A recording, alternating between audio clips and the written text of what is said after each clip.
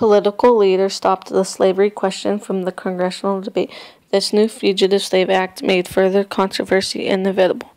The Fugitive Slave Act allowed special federal commissioners to determine the fate of alleged fugitives without benefit of a jury, trial, or even testimony by the accused individual. It stopped local authorities from interfering with the capture of fugitives and required individual citizens to assist in such capture when called upon by federal agents. Thousands of fugitives or freeborn blacks in the North worried that they could get caught up in the provisions of the Fugitive Slave Act, so they fled to Canada for safety.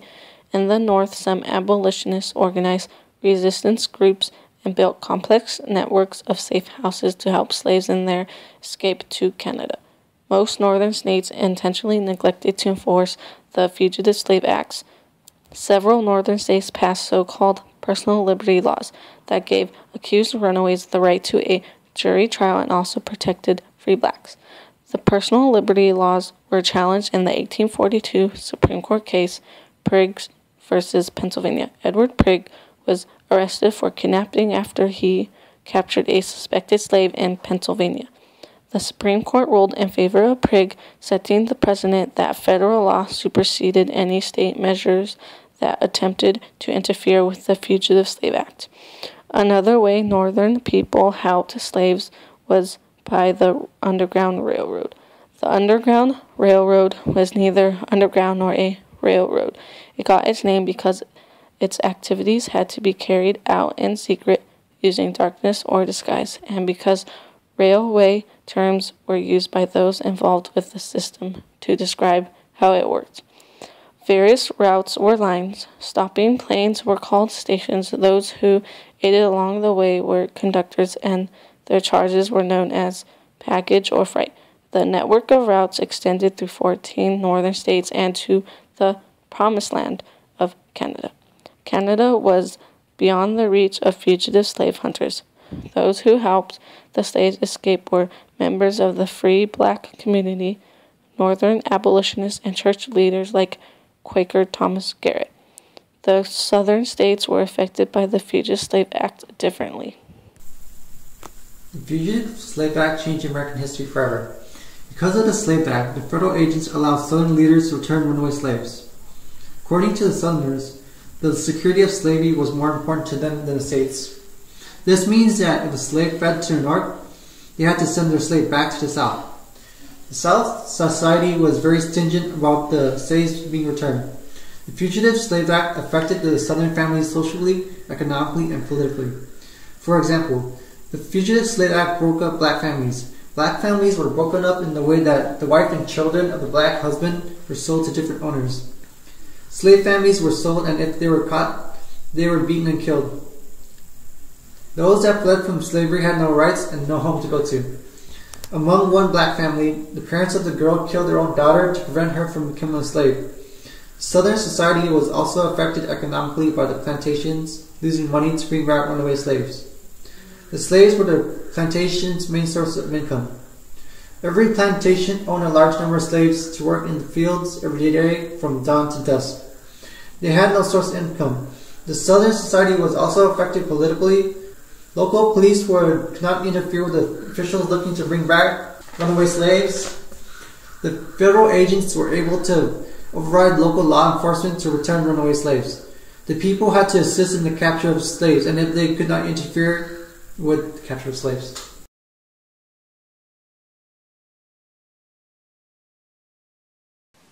Harriet Tubman, born in Maryland in 1820, was an African-American abolitionist, humanitarian, and served the Union as a scout, spy, and nurse during the Civil War.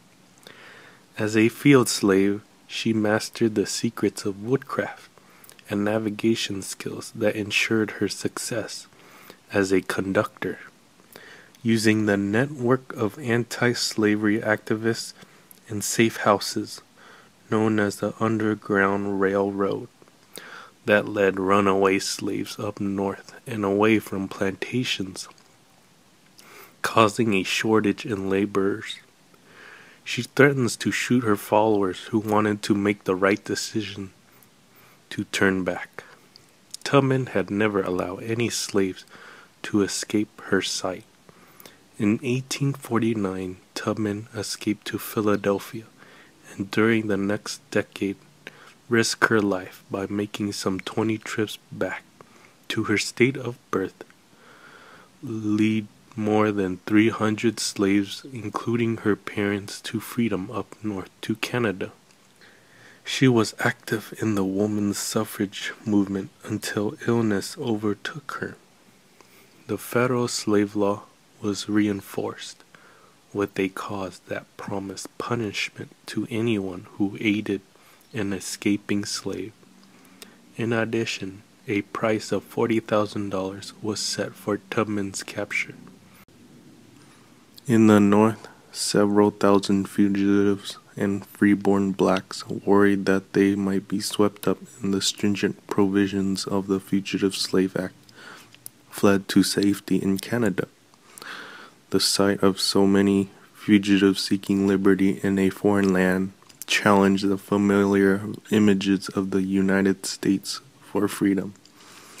Families are separating, reported a Toronto newspaper in October 1850, leaving their homes and flying in all directions to seek in Canada, under the British flag, the protection denied to them in the free public. And here's David about how California was affected by this act. After the defeat of Mexico in 1847, California and other territories were given to the U.S. under the Treaty of Guadalupe Hidalgo.